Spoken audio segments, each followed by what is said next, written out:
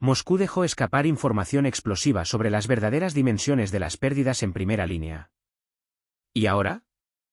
Un barco ruso quedó atrapado en una acción sospechosa, momentos antes de un ataque terrorista. ¿Dónde y cómo sucedió esto? La anexión de las antiguas repúblicas soviéticas regresa con toda su fuerza. Las autoridades rusas lo dejan claro, todos deben volver al control de Moscú. Un asesinato impactante sacude a Europa.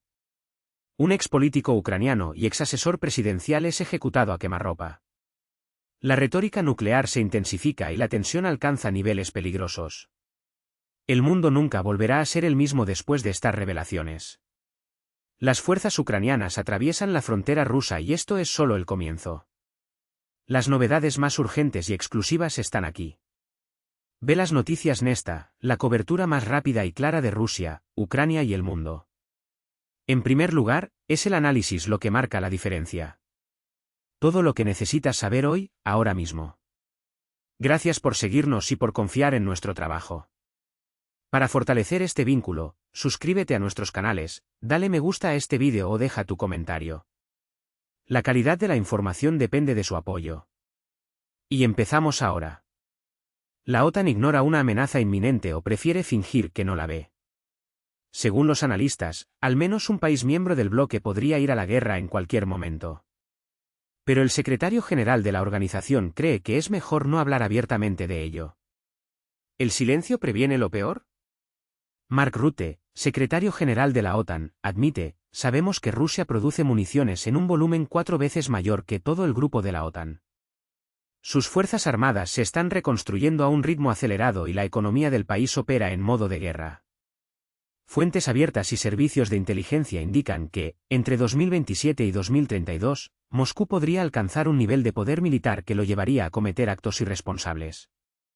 Sin embargo, la alianza se niega a detallar los riesgos. ¿Por qué? Se traspasa la frontera rusa y Kiev pasa a la ofensiva.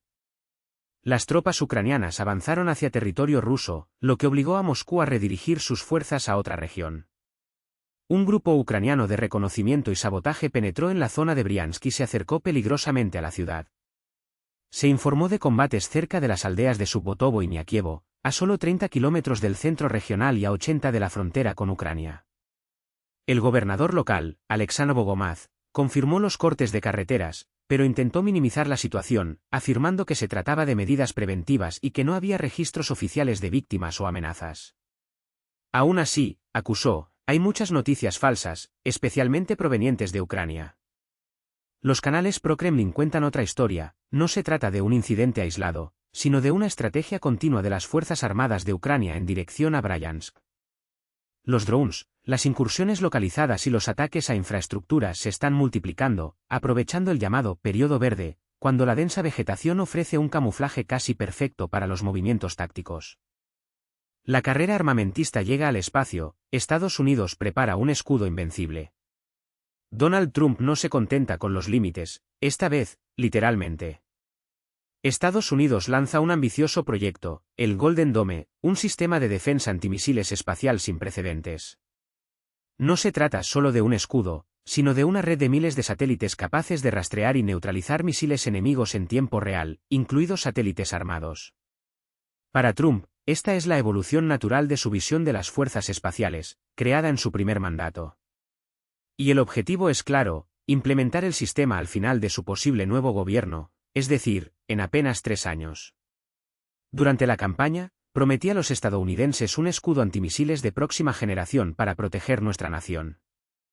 Hoy anunciamos la arquitectura de este nuevo sistema, que integrará tecnologías avanzadas en tierra, mar y espacio, con sensores e interceptores espaciales, declaró Trump. La elección de N. Alguna no es casual, una referencia a la cúpula de hierro israelí, uno de los sistemas de defensa más eficaces del mundo. Pero la versión estadounidense será mucho más poderosa y costosa. Los primeros $25.000 millones ya han sido asignados, pero Pekín no se queda callado. China acusó a Washington de desestabilizar el equilibrio global y exigió la cancelación inmediata del proyecto.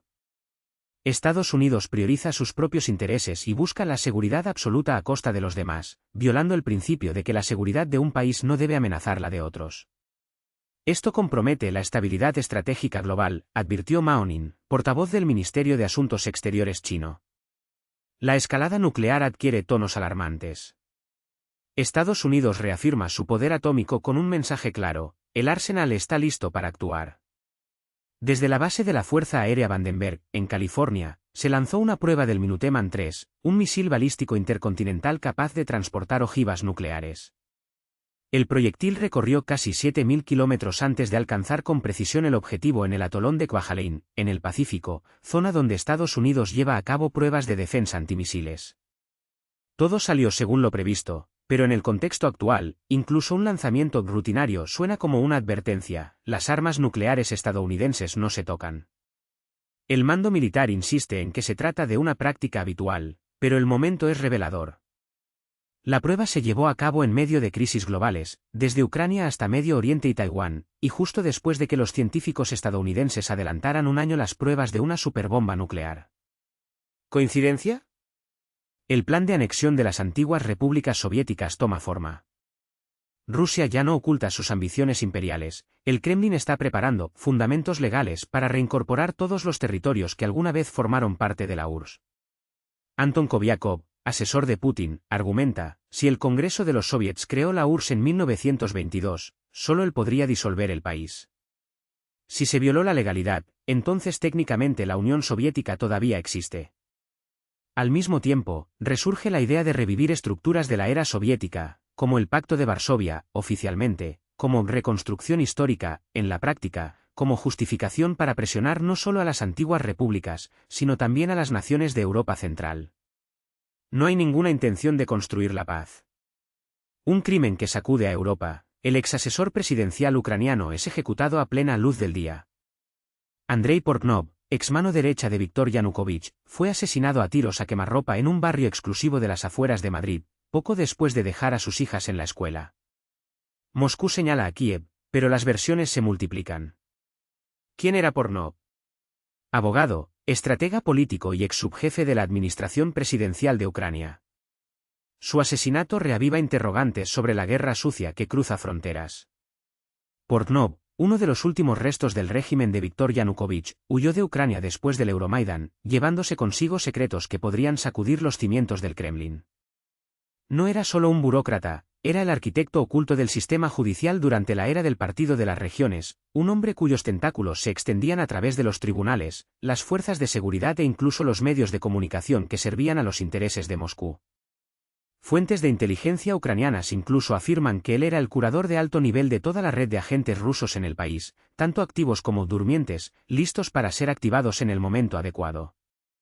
Si las autoridades de Kiev tuvieran acceso a sus archivos, el golpe contra Rusia sería devastador.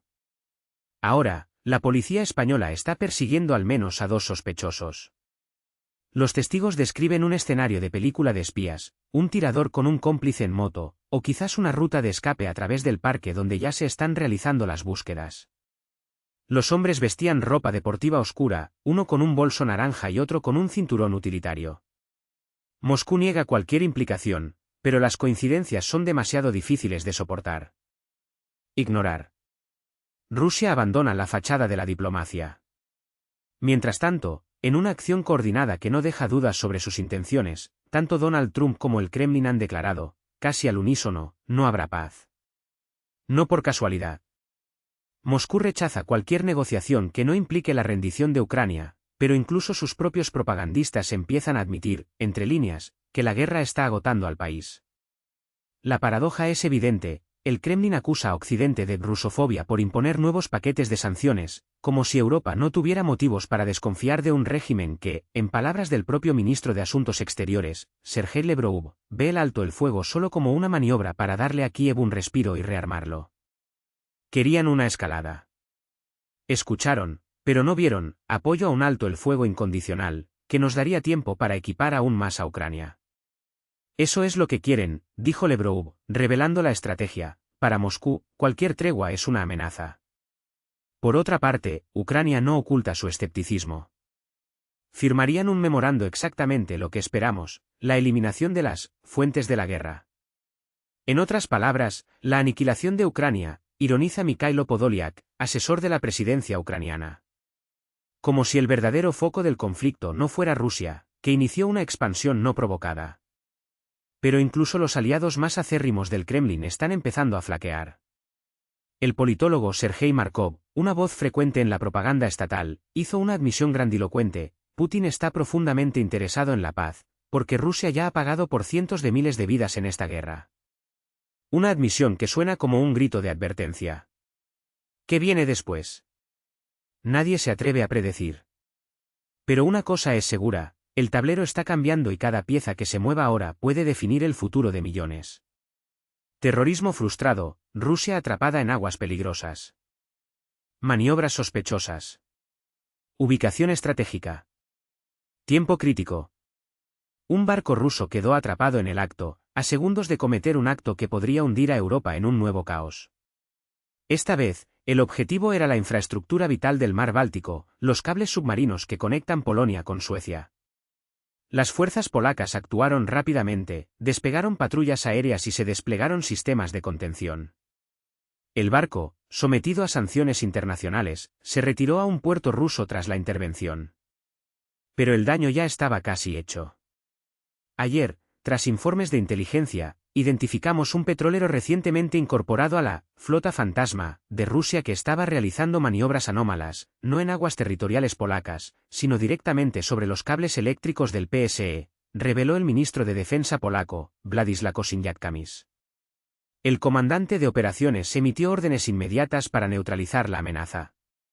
El mensaje es claro: el Báltico se ha convertido en una zona de alto riesgo, donde no solo los cables, sino la seguridad energética de toda Europa están bajo escrutinio. Se envió un buque hidrográfico militar para inspeccionar el lugar. Oficialmente, los cables siguen operativos. Pero la señal de alerta ya ha sido dada. La pregunta persistente sigue siendo: ¿fue esta una misión de reconocimiento para un ataque futuro, o simplemente otra medida para poner a prueba los límites de la OTAN? Taiwán en el blanco, el ensayo de invasión que nadie puede ignorar. Mientras un presidente hablaba de soberanía, el ejército de un país vecino ensayaba, al mismo tiempo, lo que parece ser un guión de invasión. Tanques anfibios atravesando las aguas, aviones en formación de combate, barcos en posiciones de bloqueo, todo a solo 30 kilómetros de la isla de Kinmen, territorio taiwanés. Beijing ya no oculta sus intenciones.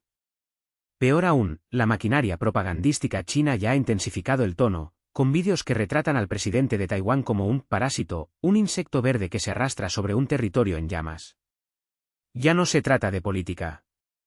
Es una cruda guerra psicológica. Y este fue solo el segundo ejercicio militar importante cerca de Taiwán en otros tantos meses, cada vez más cerca, cada vez más agresivo. El aire está cargado. El de una tensión que no miente. China se prepara para el movimiento definitivo.